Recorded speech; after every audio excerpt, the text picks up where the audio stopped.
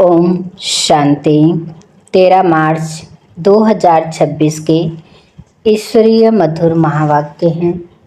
सुनते हैं आज की मधुर मुरली। बाबा ने कहा, मीठे बच्चे,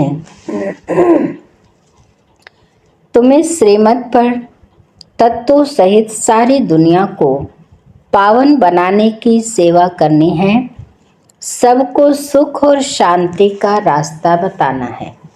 प्रश्न है, तुम बच्चे अपनी देह को भी भूलने का पुरुषार्थ करते हो, इसलिए तुम्हें किस चीज की दरकार नहीं है?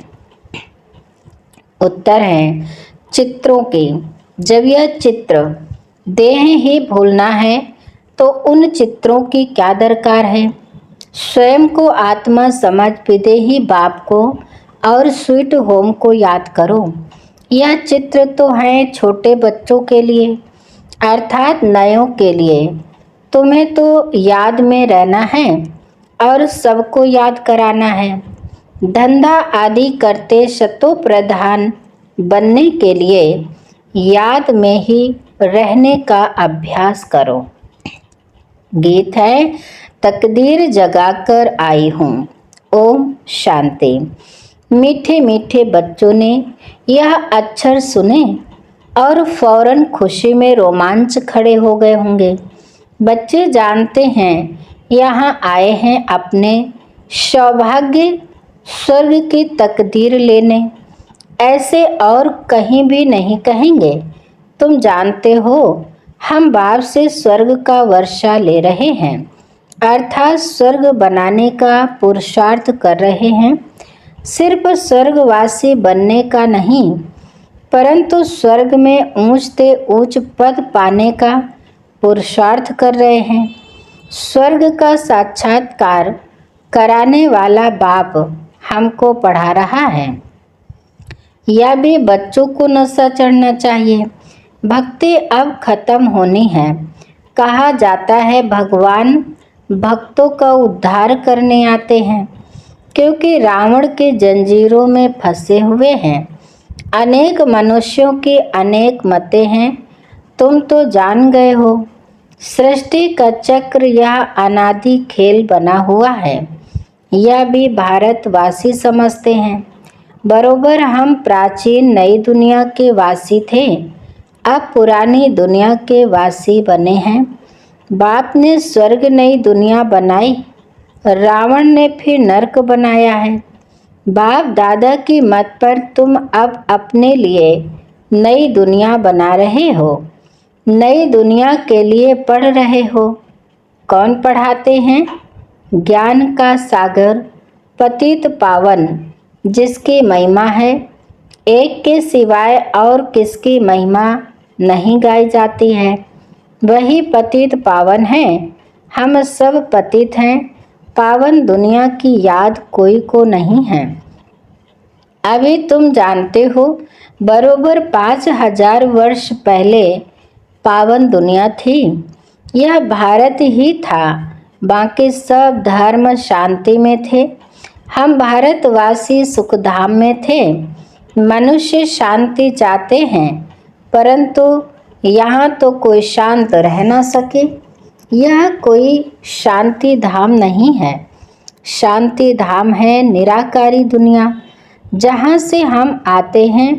बाकी सतयुग है सुखधाम, उसको शांति धाम नहीं कहेंगे।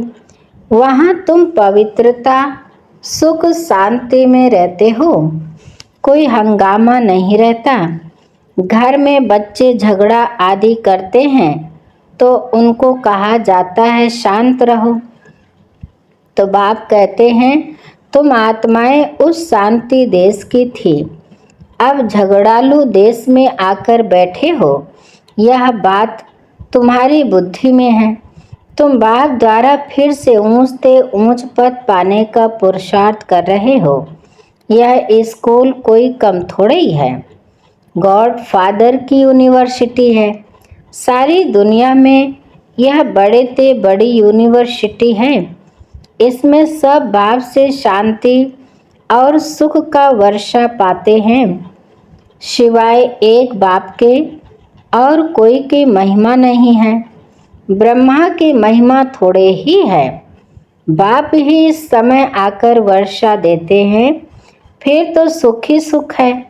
सुख शांति देने वाला एक बाप है, उनकी ही महिमा है। सतयुग त्रेता में कोई की महिमा होती नहीं, वहाँ तो राजधानी चलती रहती है। तुम वर्षा पा लेते हो, बाकी सब शांति धाम में रहते हैं। महिमा कोई की नहीं। भल क्राइस्ट धर्म स्थापन करते हैं, सो तो करना ही है। धर्म स्थापन करते हैं, फिर भी नीचे उतरते जाते हैं। महिमा क्या हुई? महिमा सिर्फ एक की ही है, जिसको पतित पावन लिबरेटर कह बुलाते हैं। ऐसे तो नहीं उनको क्राइस्ट, बुद्ध आदि याद आता होगा। याद फिर भी एक को करते हैं, ओ गॉड फादर। सतयुग में तो जिसकी महिमा होती नहीं, पीछे यह धर्म शुरू होता है तो बाप की महिमा गाते हैं और भक्ति शुरू होती है। ड्रामा कैसे बना हुआ है, कैसे चक्र फिरता है, तो जो बाप के बच्चे बने हैं वही जानते हैं। बाप है रचता, नई सृष्टि रचते हैं स्वर्ग। परंतु सब तो स्वर्ग में नहीं आ सकते। ड्रामा के राज को भी समझना है। बाप से सुख का वर्षा मिलता है। इस समय सब दुखी हैं, सबको वापस जाना है, फिर आएंगे सुख में। तुम बच्चों को बहुत अच्छा पाठ मिला हुआ है। जिस बाप की इतनी महिमा है, वह अब आकर सम्मुख बैठे हुए हैं और बच्चों को समझाते हैं। सब बच्चे हैं ना, बाप तो एवर हैप्पी है। वास्तव में बाप के लिए यह नहीं कह सकते। अगर वह हैप्पी बने तो अनहैप्पी भी बनना पड़े। बाबा तो इन सबसे न्यारा है। जो बाप की महिमा है, वही इस समय तुम्हारी महिमा है। फिर भविष्य में तुम्हारी महिमा अलग होगी। जैसे बाप ज्ञान का सागर है, तुम भी हो। तुम्हारी बुद्धि में सृष्टि चक्र का ज्ञान है। जानते हो बाप सुख का सागर है, उनसे अथाह सुख मिलते हैं। इस समय तुम बाप से वर्षा ले रहे हो। बाप बच्चों को अभी श्रेष्ठ कर्म सिखला रहे हैं। जैसे यह लक्ष्मी नारायण हैं, इन्होंने जरूर आगे जन्म में अच्छे कर्म किए हैं, जो यह पद पाया है। दुनिया में यह कोई समझते नहीं कि इन्होंने राज्य कैसे पाया। बाप कहते हैं, तुम बच्चे अब यह बन रहे हो। तुम्हारी बुद्धि में यह आता है, हम यह थे, फिर यह बनते हैं। बाप बैठ कर्म अकर्म विकर्म की गति समझाते हैं, जिससे हम यह बनते हैं। श्रीमत देते हैं तो श्रीमत जाननी चाहिए ना। श्रीमत से सारी दुनिया तत्वों आदि सब को श्रेष्ठ बनाते हैं। सतयुग में सब श्रेष्ठ थे। वहाँ कुछ हंगामा व तूफान आदि होते नहीं, न जास्ती ठंडी न गर्मी, सदैव बाहरी मौसम रहता है। वहाँ तुम कितना सुखी रहते हो। वो लोग गाते भी हैं, खुदा बहिश्त अथवा हेवन स्थापन करते हैं, तो उसमें ऊंच पद पाने का पुरुषार्थ करना चाहिए। हमेशा गाया जाता है, फॉलो मदर फादर। बाप को याद करने से विकर्म विनाश होंगे और फिर फादर के साथ हम आत्माएं इकट्ठी जाएंगी। श्रीमत पर चलकर हर एक को रास्ता बताना है। बेहद का बाप है स्वर्ग का रास्ता। अब तो हेल है, जरूर हेल में हेवन का वर्षा दिया होगा। अब 84 जन्म पूरे होते हैं, फिर हमको पहला जन्म स्वर्ग में लेना है। तुम्हारी एम ऑब्जेक्ट सामने खड़ी है, यह बनने का है। हम सो लक्ष्मी नारायण बनते हैं। वास्तव में इन चित्रों की दरकार नहीं है। जो कच्चे हैं घड़ी घड़ी भूल जाते हैं, इसलिए चित्र रखे जाते हैं। कोई श्री कृष्ण का चित्र रखते हैं, श्री कृष्ण को देखने बगैर याद नहीं कर सकते। सबकी बुद्धि में चित्र तो रहता है, तुमको कोई चित्र लगाने की दरकार नहीं है। तुम अपने को आत्मा समझते हो, तुम्हें अपना चित्र भी भूलना है। देह सहित सब संबंध भूल जाने हैं। बाप कहते हैं तुम हो आशिक एक मासूक के। मासूक बाप कहते हैं मुझे याद करते रहो तो विकर्म विनाश हो जाए। ऐसी अवस्था रहे जो शरीर जिस समय छूटे तो समझे हम इस पुरानी दुनिया को छोड़ अब बाप के पास जाते हैं। 84 जन्म पूरे हुए, अब जाना है। बाबा ने फरमान किया है मुझे याद करो। बस बाप और स्वीट होम को याद करो। बुद्धि में है कि मैं आत्मा बिगर शरीर थी, फिर यहाँ पार्ट बजाने के लिए शरीर धारण किया है। पार्ट बजाते बजाते पतित बन पड़े हैं। यह शरीर तो है पुरानी जुत्ती। आत्मा पवित्र हो रही है, शरीर पवित्र तो यहाँ मिल न सके। अब हम आत्मा जाएंगे वापिस घर। पहले प्रिंस प्रिंसेस बनेंगे, फिर स्वयंवर बाद लक्ष्मी नारायण बनेंगे। मनुष्यों को यह पता नहीं है कि राधे कृष्ण कौन है। दोनों अलग अलग राजधानी के थे, फिर उन्हों का स्वयंवर होता है।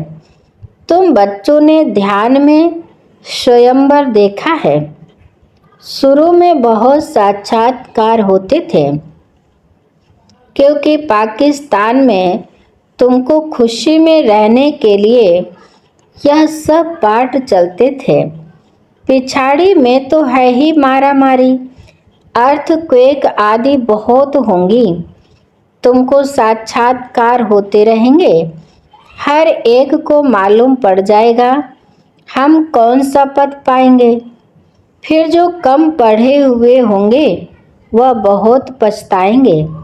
बाप कहेंगे तुम नहीं पढ़े, न औरों को पढ़ाया, न याद में रहते थे। याद से ही सतो प्रधान बन सकते हो। पतित पावन तो बाप ही है। वह कहते हैं माँ में कम याद करो तो तुम्हारी खाद निकल जाएगी। पुरुषार्थ करना है याद की यात्रा का। धंधा आदि भल करो, कर्म तो करना ही है ना, परंतु बुद्धि का योग वहाँ रहे। तमो प्रधान से सतो प्रधान यहाँ बनना है। गृहस्थ व्यवहार में रहते हुए तुम मुझे याद करो, तभी तुम नई दुनिया के मालिक बनेंगे। बाप और कोई तकलीफ नहीं देते हैं, तुमको बहुत सहज उपाय बताते हैं। सुख धाम का मालिक बनने माँ में कम याद करो। अभी तुम याद करो बाबा भी स्टार हैं। मनुष्य तो समझते हैं वह सर्वशक्तिमान है, बड़ा तेजवान है। बाप कहते हैं मनुष्य सृष्टि का चैतन्य बीज रूप हूँ। बीज होने के कारण सृष्टि के आदि मध्य अंत को जानता हूँ। तुम तो बीज नहीं हो, मैं बीज हूँ, इसलिए मुझे ज्ञान सागर कहते हैं। मनुष्य सृष्टि का चैतन्य बीज है। उनको जरूर मालूम होगा कि यह सृष्टि चक्र कैसे फिरता है। ऋषि मुनि कोई रास्ता और रचना के आदि मध्य अंत को नहीं जानते। बच्चे अगर जानते हों तो उनके पास जाने में देरी नहीं लगती, परंतु बाप के पास जाने का रास्ता कोई भी नहीं जानते। पावन दुनिया में पतित जा ही कैसे सकते। इसलिए बाप कहते हैं, काम महाशत्रु पर जीत पहनो।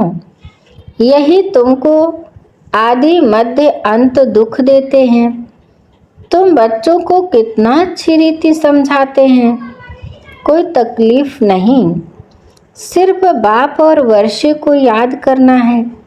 बाप की याद अर्थात योग से पाप भस्म होंगे।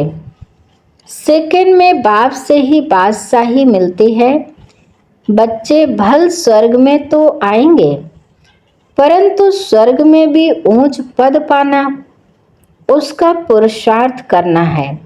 स्वर्ग में तो जाना ही है, थोड़ा भी सुनने से समझ जाएंगे।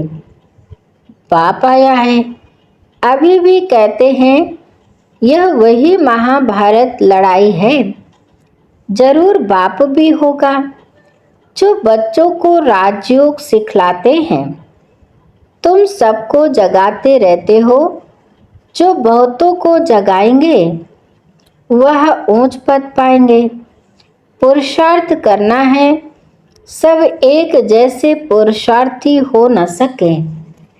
स्कूल बड़ा भारी है, यह है वर्ल्ड की यूनिवर्सिटी। सारे वर्ल्ड को सुख धाम और शांति धाम बनाना है। ऐसा टीचर कभी होता है क्या? यूनिवर्स सारी दुनिया को कहा जाता है। बाप ही सारी यूनिवर्स के मनुष्य मात्र को शतो प्रधान बनाते हैं, अर्थात स्वर्ग बनाते हैं। भक्ति मार्ग में जो भी त्योहार मनाते हैं वह सभी अब संगम युग के हैं। सतयुग त्रेता में कोई त्योहार होता नहीं है, वहाँ तो प्रारब्ध भोगते हैं। त्योहार सब यहाँ मनाते हैं। होली और धुरिया यह ज्ञान की बातें हैं। पास्ट जो हुआ उसके सब त्योहार मनाते आए हैं सब इस समय के। होली भी इस समय की है। इस 100 वर्ष के अंदर सब काम हो जाता है, सृष्टि भी नई बन जाती है। तुम जानते हो हमने अनेक बार सुख का वर्षा लिया है, फिर गंवाया है। खुशी होती है हम फिर से बाप से वर्षा ले रहे हैं। औरों को भी रास्ता बताना है। ड्रामा अनुसार स्वर्ग की स्थापना होनी है जरूर। जैसे दिन के बाद रात, रात के बाद दिन होता है, वैसे कलयुग के बाद जरूर सतयुग होना है। मीठे मीठे बच्चों की बुद्धि में खुशी का नगाड़ा बजना चाहिए। अब समय पूरा होता है, हम जाते हैं शांति धाम। यह अंतिम जन्म है। कर्म भोग की भोगना भी खुशी में हल्की हो जाती है। कुछ भोगना से, कुछ योग बल से। हिसाब किताब चुकतू होना है। बाप बच्चों को धैर्य देते हैं। तुम्हारे सदा सुख के दिन आ रहे हैं। धंधा आदि भी करना है। शरीर निर्वाह अर्थ पैसे तो चाहिए ना। बाबा ने समझाया है, धंधे वाले लोग धर्माऊ निकालते हैं, समझते हैं जास्ती धन इकट्ठा होगा तो बहुत दान करेंगे। यहाँ भी बाप समझाते हैं, कोई 2 पैसा भी देते हैं तो उनको रिटर्न में 21 जन्मों के लिए बहुत मिल जाता है। आगे जो तुम दान पुण्य करते थे उसका रिटर्न दूसरे जन्म में मिलता था। अब तो 21 जन्मों के लिए ओझा मिलता है। आगे साधु संत आदि को देते थे। अब तो तुम जानते हो यह सब खत्म हो जाना है। अब मैं सम्मुख आया हूँ तो इस कार्य में लगाओ, तो तुमको 21 जन्मों के लिए वर्षा मिल जाएगा। आगे तुम इनडायरेक्ट देते थे, यह है डायरेक्ट। बाकी तो तुम्हारा सब खत्म हो जाएगा।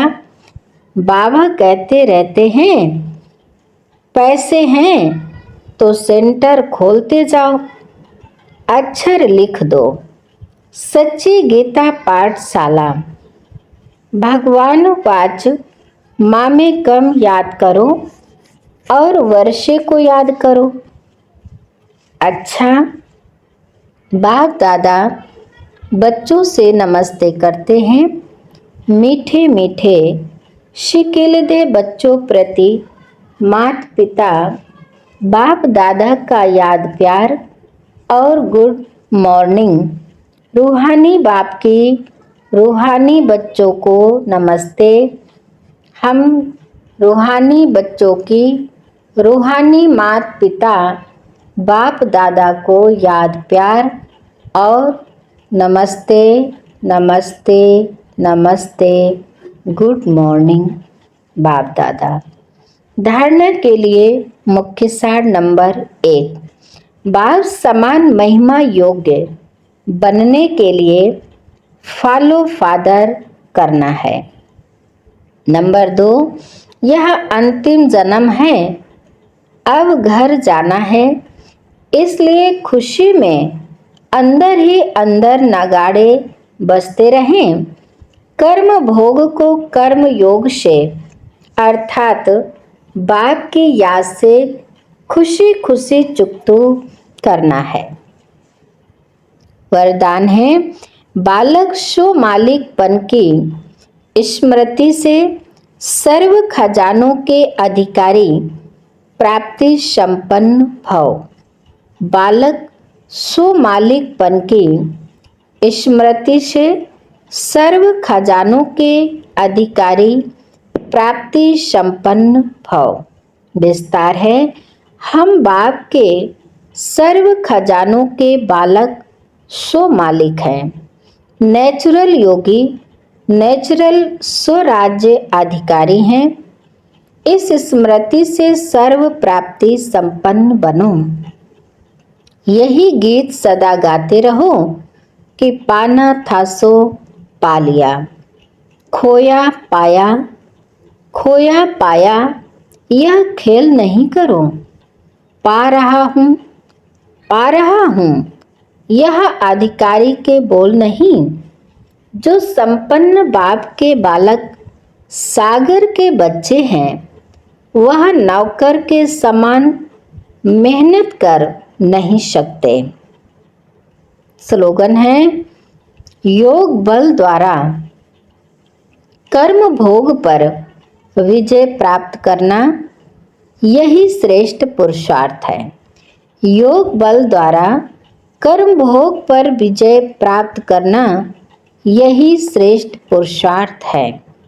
आज की मुरली के अव्यक्त इशारे सुनेंगे। निश्चय के फाउंडेशन को मजबूत कर सदा निर्भय और निश्चिंत रहो। सबसे पहले स्वयं में पूरा फेथ विश्वास चाहिए, फिर बाप दादा और सर्व परिवार की आत्माओं में फेथफुल होना पड़ता है।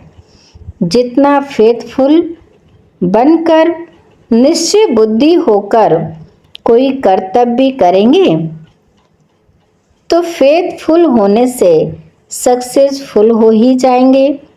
फेथफुल होने से हर कर्तव्य, हर संकल्प, हर बोल पावरफुल होगा। अच्छा, आज की मुरली यहीं पर समाप्त होती है। मीठे मीठे प्यारे प्यारे बाप दादा को दिल से बहुत बहुत शुक्रिया। आप सभी महान आत्माओं को दिल से शुक्रिया। ओम शांति।